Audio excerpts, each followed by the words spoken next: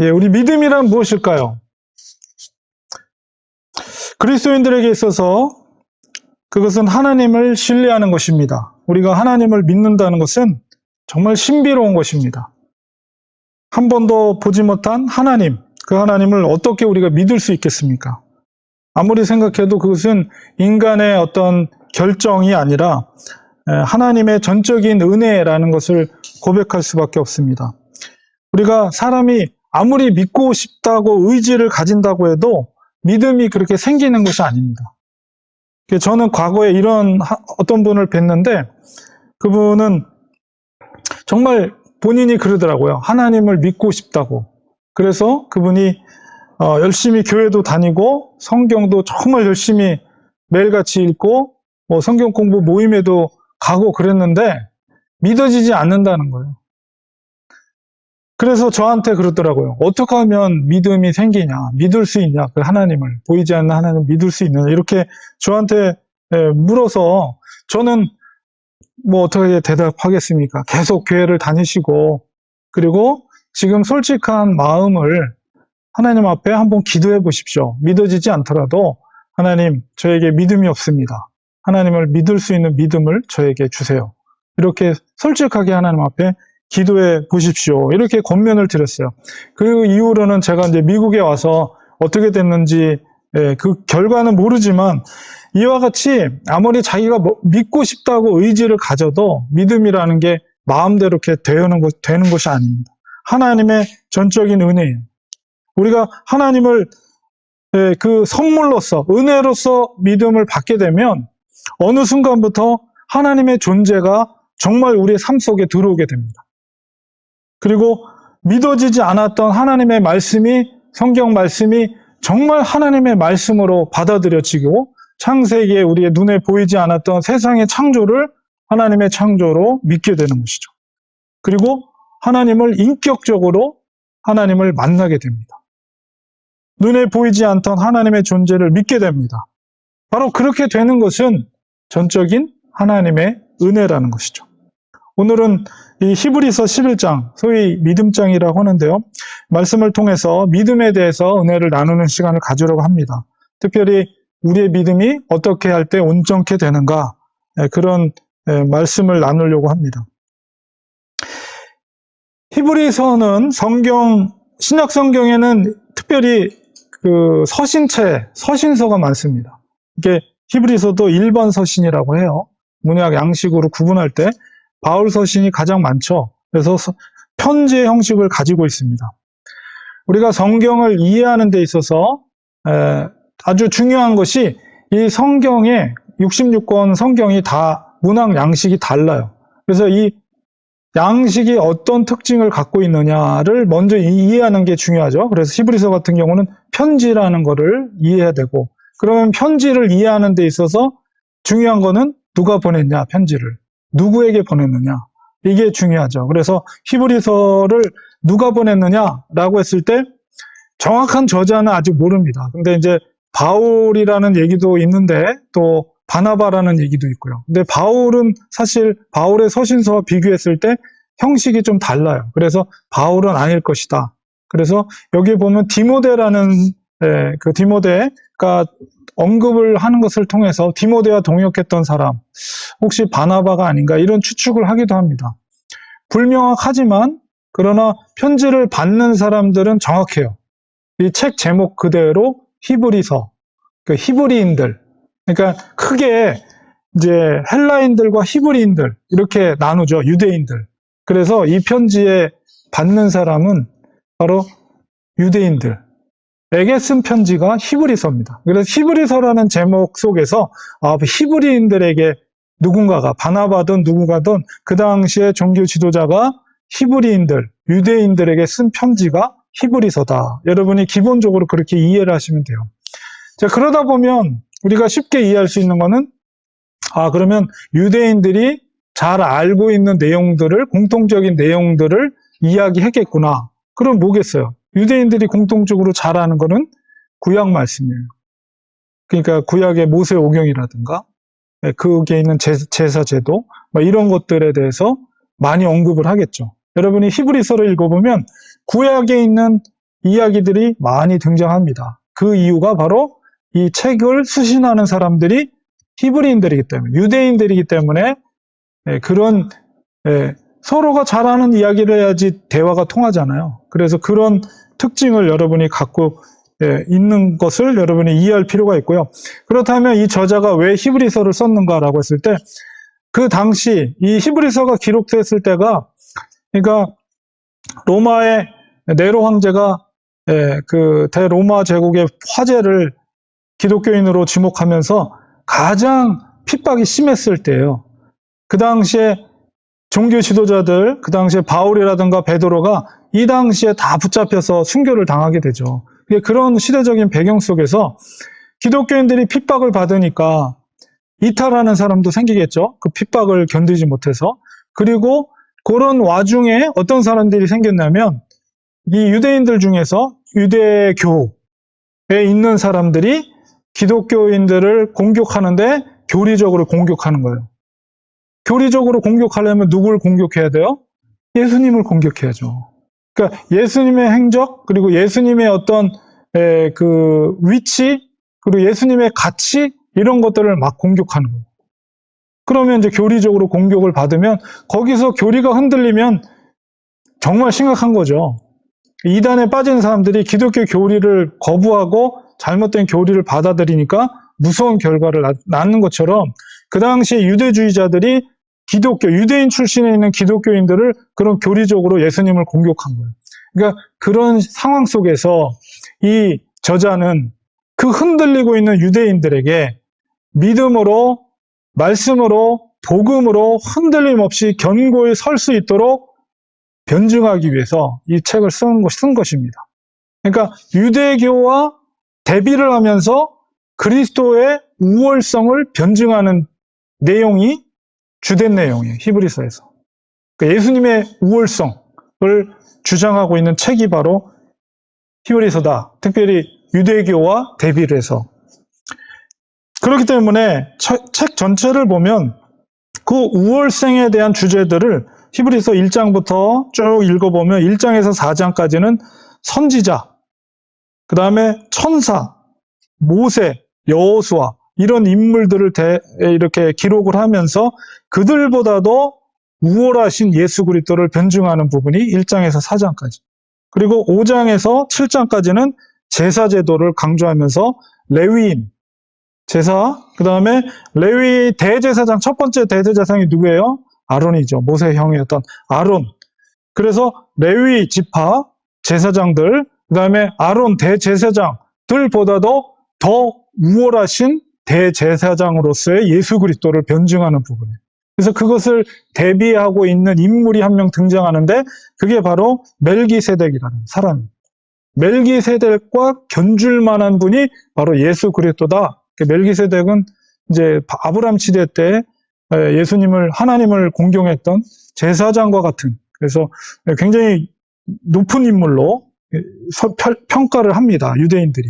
그래서 멜기세덱과 견줄 만한 분이 바로 예수 그리스도다. 이렇게 하고 있고, 8장에서 10장까지는 이제 제물로 바쳐지는, 예수님의 제물로 바쳐지는 것에 대한 우월하심, 바로 갈보리의 희생이 얼마나 가치 있는 것인가에 대해서 제사 제도를 비교해요. 동물의 제사, 동물의 제사는 1년에 한 번 반복해서, 그러나 십자가, 예수 그리스도의 십자가의 갈보리의 보혈은 단 한 번으로 죄인을 용서하는 그런 능력이, 그래서 예수 그리스도의 제사에 있어서 예수 그리스도의 우월성을 설명하고 있고, 그 다음에 이제 오늘 읽었던 11장으로 넘어가면서 13장까지, 그렇다면 그런 우월한 믿음과 신앙을 가지고 있는 우리들이 그리스도 안에서 어떤 행동 원칙을 가져야 될 것인가? 첫 번째 얘기하고 있는 게 히브리서 11장의 믿음을 얘기하고 있는 거예요. 믿음. 자, 그래서 11장부터 우월한 신앙의 행동 원칙으로서 믿음을 얘기하고 있는데, 11장 1절에 우리가 잘 알고 있는 말씀이죠. 믿음은 바라는 것들의 실상이요, 보지 못하는 것들의 증거다. 그래서 선진들, 구약의 그런 위대한 인물들이 이로써, 이 믿음으로써 그 증거를 얻었다. 이렇게 말하면서 이제 쭉 구약의 인물들을 이제 이 기자가, 히브리서 기자가 설명을 하고 있는 것입니다. 오늘은 제가 두 사람만 얘기하고 있죠. 노아와 아브라함에 대해서. 자, 그래서 이 믿음, 바라는 것이라는 것은 소망이죠. 소망. 믿음이 바로 소망하는 것을 현실로 만들어 주는 능력이 있는 것입니다. 당장 눈에 보이지 않는 것이라 할지라도 그것을 볼 수 있는 능력이 바로 믿음이 주는 거예요. 제가 서두에서 보이지 않는 하나님을 어떻게 알 수 있습니까? 믿음으로 보는 거예요. 믿음으로. 오늘 본문 속에서도 이 믿음의 중요성에 대해서 우리 6절에 믿음이 없이는 하나님을 기쁘시게 하지 못한다라고 분명히 말하고 있습니다. 우리가 우리의 삶을 통해서 하나님께 기쁨이 되드리기 위해서는 삶의 우리의 기본이 바로 믿음 아래 있어야 된다는 거예요. 모든 행동, 그 다음에 동기, 삶의 그런 목적이 그 믿음의 기초를 하고 있어야만이 하나님께 기쁨이 되드릴 수가 있습니다. 사람의 삶의 방식은 일반적으로 자기 중심이에요. 그러니까 믿음이 있어도 자기 중심으로 살려고 그래요. 왜냐하면 인간에겐 죄성이 있어요. 아무리 우리가 믿음의 은혜를 입었어도 인간의 그 본성이 바뀌진 않아요. 하나님이 우리에게 믿음을 주셨어도 우리의 성품이나 본성이 예수님처럼 확 바뀌는 게 아니에요. 여전히 우리가 믿음이 있어도 인간의 본성은 나 중심으로 살려고 그래요. 그래서 믿음의 삶이라는 것은 그렇기 때문에 결단이 있어요. 결단. 우리가 의지를 가지고 나 중심으로 살려고 하는 그 생각들을 결단을 하고 의지를 하고 우리가 그것을 거슬러서 하나님의 말씀대로 살려고 우리가 의지적으로 노력을 해야 돼요. 사도 바울도 날마다 죽노라 고백했죠. 왜 그렇습니까? 그 본성이 있기 때문에 그래요. 그 대사도도 내가 날마다 죽노라. 그러니까 죽어지는 게 뭐예요? 인간적인 욕정, 나 중심으로 살려고 하는 그런 교만. 사도 바울이 교만하려면 얼마나 교만해지겠습니까? 얼마나 많은 것을 가지고 있어요. 사람들은 가진 것이 많아지면 자연스럽게 인간은 교만해지게 돼 있어요. 물질이 많거나 배운 것이 많거나 혹은 자격이 되는 능력이 많거나 사도 바울 보세요. 언어의 능력, 학식, 어떤 혈통적인 베냐민 지파, 유대인 모든 걸 다 갖고 있어요. 교만해지려면 교만해질 수 있지만 날마다 내가 죽노라. 자기의 의지를 가지고 성령의 능력으로 하나님의 뜻대로 살기 위해서 믿음 안에 살기 위해서 사도 바울도 그렇게 고백을 한 것입니다. 결단하고 순종의 삶을 살 때에 그것이 진정한 믿음의 삶이 되는 것이고 그것을 통해 하나님께 기뻐하시는 거예요. 그리고 하나님은 분명히 그런 자들, 하나님께 나아가는 자, 하나님이 계신 것, 하나님을 찾는 자들에게 상 주시는 자라는 것을 믿음으로 고백하는 것이죠. 우리가 오늘 첫 번째 등장하고 있는 사람이 노아입니다. 우리가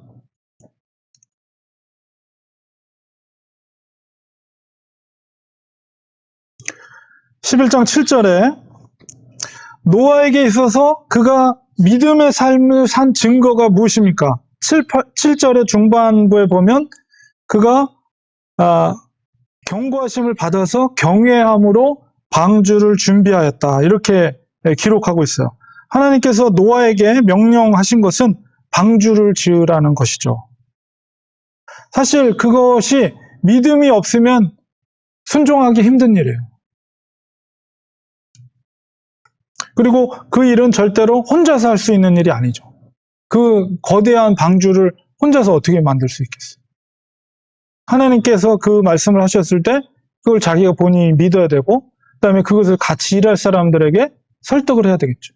내가 하나님 앞에 이런 응답을 받았고 말씀해 주셨다. 난 그걸 조금 더 의심하지 않는다. 제일 먼저 가족들에게 얘기했겠죠. 자기 아내에게 얘기하고 새 아들에게 얘기하고. 그래서 자기의 확신을 가지고 가족들을 설득해서 방주를 짓는 일을 같이 만들기 시작했습니다. 하나님께서 노아에게 말씀하신 건 뭡니까? 땅의 악함을 보시고 그 땅을 물로 심판하실 것이다.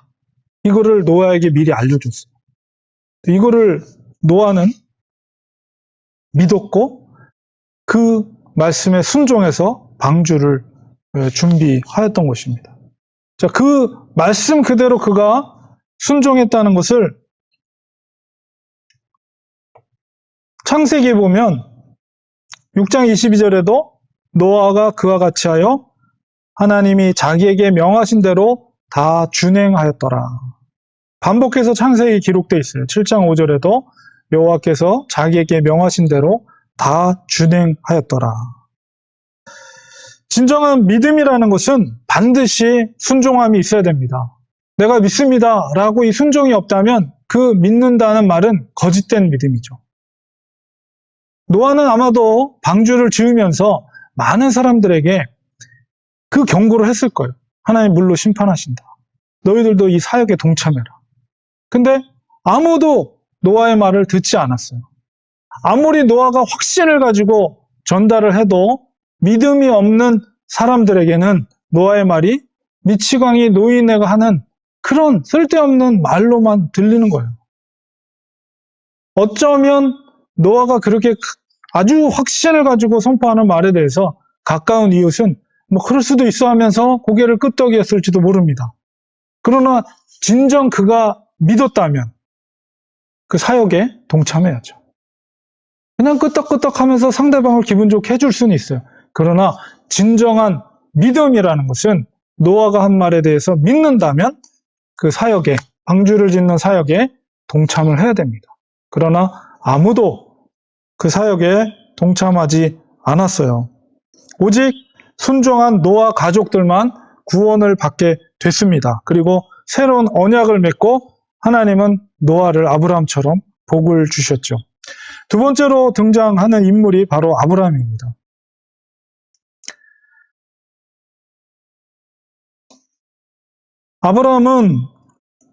아브라함의 믿음은 무엇입니까? 부르심을 받았을 때 순종하였다. 역시 동일해요. 순종의 구체적인 행위는 뭡니까? 갈 바를 알지 못하고 나아간 것이에요. 이방의 땅에,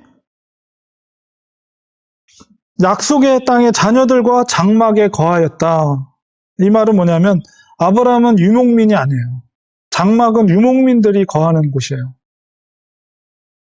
아브라함이 살았던 갈대아 우르 지역은 그 티그리스 유프라데스가 삼각지 평야야. 그리고 고대 문명의 발상지죠. 그래서 그 당시 갈대아 우르 지역, 지금의 이라크 지역인데 가면 고대 피라밋 같은 것들이 거기에도 발견돼요. 이집트뿐만 아니라. 그만큼 거기는 문명이 굉장히 발달된 지역이었고 아브라함이 살던 곳은 굉장히 편안하고 안락하고 정착되어져 있는, 그래서 평생 아주 편안하게 살 수 있는 그런 잘 발달된 도시예요. 그런 아브라함에게 하나님께서 일방적으로 나타나셔서 그와 언약을 맺으며 너의 이 살고 있는 안전한 정착지, 이 고향 땅을 갈대아 우르를 떠나라. 내가 명하는 곳으로, 미지의 그 땅으로. 아브라함은 그 부르심에 믿음으로 순종하였다는 것이죠. 아브라함이 그 미지의 땅으로, 고생길이죠. 생각해보세요. 오늘날처럼 어떤 여행이 잘 발달되어 있는 것도 아니고 무슨 오늘날이야 얼마나 좋습니까? 스마트폰 펴면 내비게이션 다 있고 전 세계가 어떻게 되어 있는지 길 골목골목까지 다 알잖아요. 그런데 그 당시에는 뭐가 있어요? 아무것도 없어요. 그냥 떠나라. 어떤 땅인지 어떤 위험이 있는지. 그가 그렇게 떠날 수 있는 동력이 뭡니까? 믿음이에요. 믿음. 하나님의 말씀에 대한 믿음. 그걸 확신하고 떠났다는 것이죠.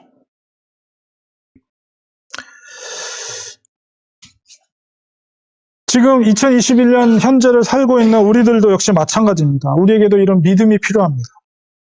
우리에게도 노아처럼 아브라함처럼 하나님의 약속을 믿을 때 우리가 무엇을 해야 될지 방향과 해야 될 일이 분명해지는 거죠. 하나님의 약속이 우리를 날마다 살게 하는 거예요. 그게 동력입니다. 그리고 히브리서 기자는 이 구약 백성들의 믿음에 대해서 11장에서 계속하면서 그 믿음이 끝나지 않았다. 그 믿음은 온전한 믿음이 아니라고 말하고 있어요. 11장 끝에 가면. 온전케 하는 믿음. 지금 이 히브리서를 왜 썼습니까? 불안한 거예요. 구약은 불안한 거예요. 바로 예수 그리스도로 온전케 하는 거죠. 그렇기 때문에 우리 12장으로 넘어가면서 분명한 그 말씀을 하고 계십니다. 우리에게 구름같이 둘러싼 허다한 증인들이 있으니, 이 구약의 위대한 믿음의 유인들 말이에요. 그 무거운 것과 얽매기 쉬운 죄를 벗어버리고 인내로서 우리 앞에 당한 경주를 하며 믿음의 주여 온전케 하시는 이인 예수를 바라보자. 그러니까 구약의 그 믿음은 증거를 받은 거지 약속을 얻은 게 아니라는 거예요. 그렇기 때문에 그 약속은 바로 신약 시대를 살고 있는 예수 그리스도를 만난 이 신약 백성들이 예수 그리스도의 분명한 약속을 받았다는 거예요. 그렇기 때문에 그 구약의 증거가 온전한 믿음으로 이루기 위해서는 바로 예수 그리스도를 바라봐야 된다는 것입니다. 이 히브리서 기자가 지금 그걸 얘기하는 거예요. 왜 11장에서 그 위인들을 얘기했냐? 바로 온전한 믿음을 이루기 위해서는 예수 그리스도를 봐야 한다는 것. 예수님은 십자가를 참고 그 부끄러움을 개의치 않으신 분이십니다. 우리는 그 예수님을 따르는 삶을 살아야 됩니다. 하나님은 그런 주님을 하나님의 보좌 우편에 앉게 하셨다. 그게 뭐냐면 하늘과 땅의 모든 권세를 예수 그리스도께 주셨다. 위임했다는 거예요.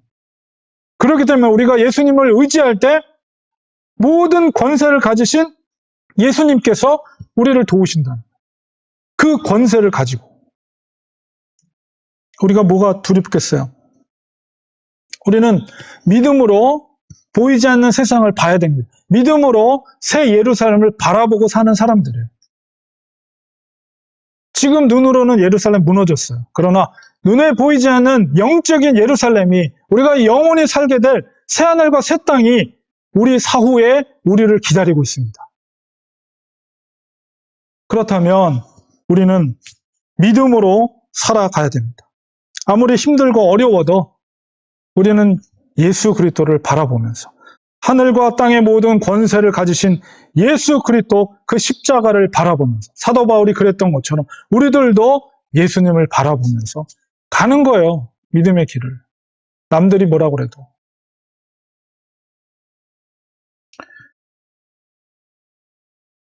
우리의 믿음은 연약합니다. 그러나 우리의 연약한 것이 온전함을 이루기 위해서는 바로 예수 그리스도를 바라볼 때, 예수님을 우리 가슴속에 채울 때 아무리 힘든 상황이라도 여러분 절대 포기하지 마세요. 실망하지 마세요. 낙담하지 마세요. 주님이 뭐라고 그러셨습니까? 마지막 승천하실 때 세상 끝날까지 내가 너희와 함께 할 것이다. 하늘과 땅의 권세를 가지신 그분께서 우리와 함께 하겠다. 언제까지? 세상 끝까지. 이 약속을 믿는다면 우리의 믿음은 온전해집니다. 아무리 힘들어도 견디고 이길 수가 있습니다. 그 말씀을 의지할 때 우리는 소망을 가질 수가 있는 것입니다. 결론을 맺겠습니다. 믿음은 하나님의 전적인 은혜입니다. 믿음의 삶을 산다는 것은 그러나 우리의 결단이 필요해요. 우리는 날마다의 삶이 그렇게 볼 때 영적인 전쟁터 같은 거예요. 믿음의 삶을 살 것인가? 불신의 삶, 나 자아 중심으로 살 것인가? 우리에게 이 영적인 전쟁터 속에서 우리는 결단하고 믿음의 삶을 살아야 됩니다. 적당히 살려고 하는 우리 게으름을 여러분 내어 쫓으시기 바랍니다. 적극적인 믿음의 삶을 사시기 바랍니다. 적극적인 믿음을 살 때 희미하게 보였던 그 소망의 그림자가 분명한 형체와 실체로 드러나게 됩니다. 우리가 왜 이렇게 힘들지? 왜 보이지 않는지? 보이지 않지? 그건 우리가 믿음의 삶을 소극적으로 하기 때문에. 적극적으로 우리의 모든 것을 헌신하고 예수 그리스도께 우리의 모든 걸 다 맡기게 될 때 우리의 소망이 실체가 되는 거예요. 그때 비로소 하나님은 믿음의 사람들에게 비전을 주십니다. 그리고 그 믿음을, 그 비전을 통해서 현실로 이루게 하시는 분이십니다. 좁은 길을 걸었던 믿음의 선조들, 믿음이 견고해질수록 그 길 속에서 도우시는 하나님의 은혜와 그 기쁨 가운데 살았습니다. 우리가 좁은 길을 가더라도 날마다 할렐루야, 할렐루야, 주가 나와 함께 하시네, 고백하며 찬양하며 우리가 날마다 믿음에 그렇게 걸어갈 때 그 속에 하늘의 기쁨이 충만하게 됩니다. 우리가 절망과 우울함과 이런 것들은 어둠이라고 할 수가 있어요. 그러나 그리스도를 향한 믿음은 빛입니다. 왜 그렇습니까? 예수 그리스도 자체가 빛이시기 때문에 그래요. 우리가 빛을 바라보고 빛으로 가까이 나갈수록 우리 속에 있는 그런 절망과 우울함과 낙담과 그런 어둠들은 사라질 수밖에 없어요. 슬픔이 변하여 기쁨이 되고 절망이 변하여서 소망이 될 줄 믿습니다. 믿음은 바로 우리를 소망의 길로 인도해 줄 것입니다. 예수님의 그 권세, 하늘과 땅의 모든 권세를 하나님께서 이양해 주셨어요. 그의 독생자 그리스도께. 왜? 십자가의 순종함을 통해서. 주님이 그 순종함을 보시고 하나님 보좌 우편에 앉으셨다는 것은 그 모든 권세를 그에게 왕적인 권세를 주신 거예요. 그 주님이 세상 끝까지 우리와 함께 하십니다. 예수님을 바라볼 때, 예수님을 붙잡을 때, 예수님을 날마다 십자가를 의지할 때 그 속에 하늘의 권세가 우리에게 부어주고 우리 속에서 예수님이 살아서 역사하시는 거예요. 그러면 모든 어둠의 그림자들은 물러가게 돼 있습니다. 여러분을 근심케 하는 것, 여러분을 힘들게 하는 것, 정말 사랑과 관계 속에서 어렵게 하는 문제들 다 어둠이에요. 그러나 예수님의 빛 대신 예수님께 가까이 갈 때 그 모든 것이 사라질 줄 믿습니다. 믿음으로 승리하는, 믿음으로 인생길 가운데 결단하시고 우리의 모든 것을 다 거셔도 여러분 절대 아깝지 않은 거예요. 주님이 책임져 주십니다. 우리의 삶을 책임져 주십니다. 믿음으로 걸어가시고 승리하시는 우리 성도님들 되시기를 간절히 축원드립니다. 기도하겠습니다. 빛 대신 주님, 날마다 예수 그리스도께 가까이 가길 원합니다. 주님을 바라보기 원합니다. 우리 속에 있는 어둠의 세력들을 다 물러가게 하시고 예수 그리스도의 권능의 이름으로 물러가게 하시고 우리 속에 진정한 하늘의 기쁨과 소망이 충만하게 하시고 우리의 믿음의 눈으로 우리가 영원히 살게 될 세상 사람들이 볼 수 없는 새하늘과 새 땅을 바라보며 주님 다시 오실 예수님을 바라보며 믿음의 이 길을 절대 포기하지 말고 믿음으로 가는, 승리하는 저희들 되게 도와주시옵소서. 예수님의 이름으로 기도합니다. 아멘.